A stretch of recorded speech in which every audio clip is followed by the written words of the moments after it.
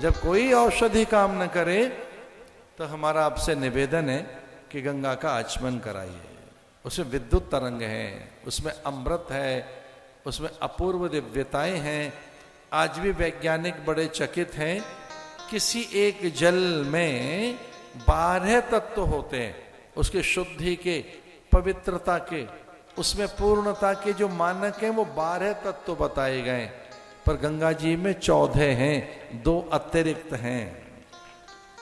वो कोई एक ऐसा द्रव्य है जो ब्रह्म द्रव्य कहा गया, कोई एक ऐसा द्रव्य है, कोई एक ऐसा तत्व है जो अमिट है, उसे मिटाया नहीं जा सकता। गंगत्व से, उसकी शुचिता से, उसकी अविरलता निर्मलता से, उसके सतत प्रवाह से, उसकी प्रवाहमानता से वो सिद्ध होता रहता है।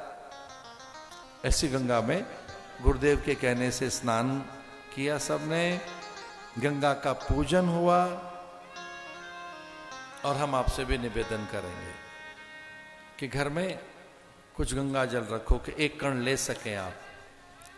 ये भारत के लोगों के लिए बताया गया है, ये आचार है भारत का, ये संस्कार है भारत का। किंचित धीता, थोड़ा ध्यान लगाए करो।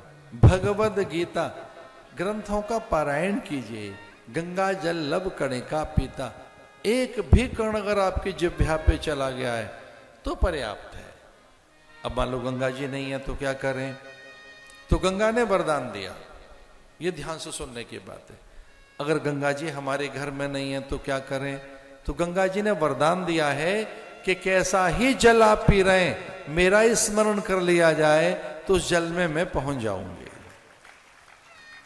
स्मरणात प्रवेश, मेरा स्मरण से ही प्रवेश हो जाएगा उस जल में। इसलिए प्राय सुधी संस्कारवान, हमने तो कई साधु देखे ऐसे कि जब वो जल पी रहे हैं तो गंगा का ध्यान कर रहे हैं, क्योंकि आह्वान से वो चीज प्रकट होती है। और हमारे देवता आह्वान से ही जागृत होते हैं। इया गच्छ इया तिष्ठ वरदो भव सुप्रसन्नो भव। हमारे यहां तो सुपारी में गणेश का आह्वान कर लिया जाता है।